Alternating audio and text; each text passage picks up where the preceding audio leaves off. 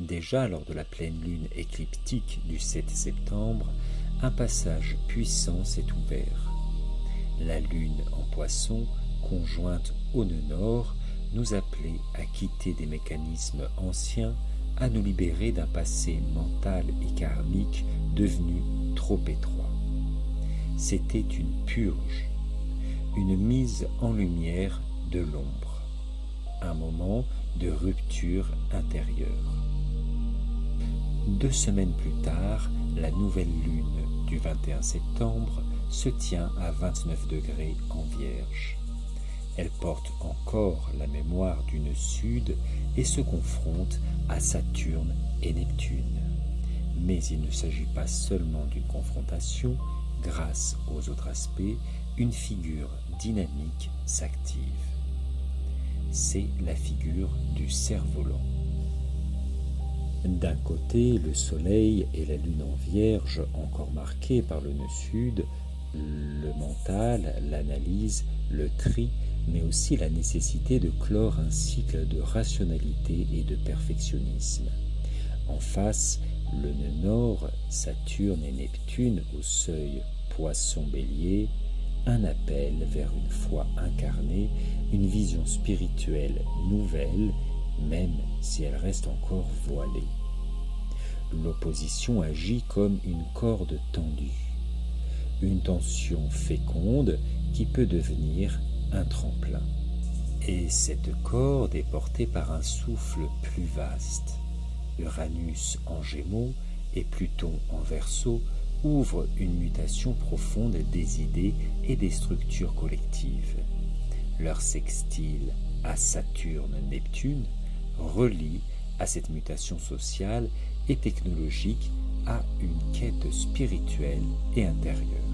Ce grand trigone d'air devient la voile du cerf-volant permettant de prendre de l'altitude. Mais un deuxième mouvement enrichit encore la figure. Jupiter en Cancer et la Lune noire s'intègrent à Saturne-Neptune et au nœud nord, formant un grand trigone d'eau. L'eau, c'est la fluidité, les émotions, l'inconscient collectif. Jupiter ici amplifie et protège, apporte une dimension philosophique et généreuse.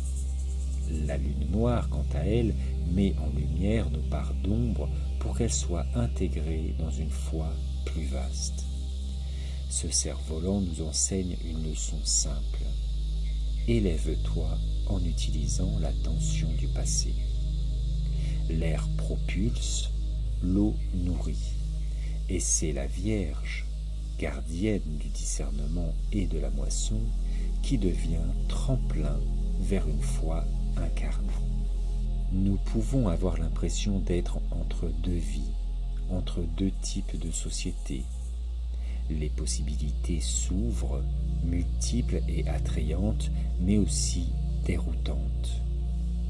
C'est là que l'on risque de se perdre ou de chercher refuge dans de vieilles sécurités mentales. Le moment demande un dialogue intérieur, une écoute des rythmes naturels, un retour au souffle, l'inspire et l'expire.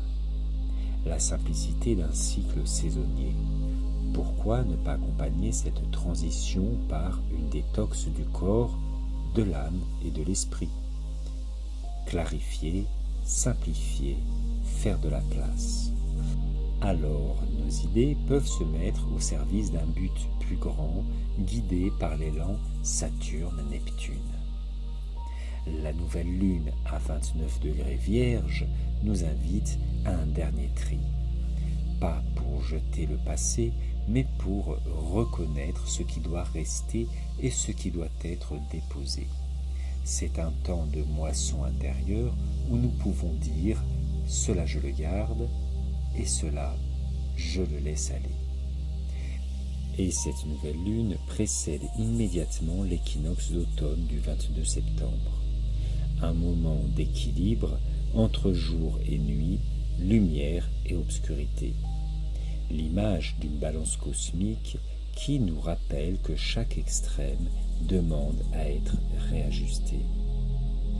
Après la clarté éclatante de l'été, nous entrons dans la saison intérieure, celle où la conscience descend dans les racines pour intégrer, transformer et mûrir. Ce mois de septembre 2025 est une triple porte initiatique. L'éclipse nous a montré l'ombre. La nouvelle lune nous invite à clore un cycle de rationalité et de contrôle. L'équinoxe nous fait franchir le seuil vers une conscience plus équilibrée et incarnée. Un temps où l'on nous demande d'oser laisser tomber les sécurités anciennes pour entrer avec confiance dans le mystère d'une foi vivante au-delà du mental.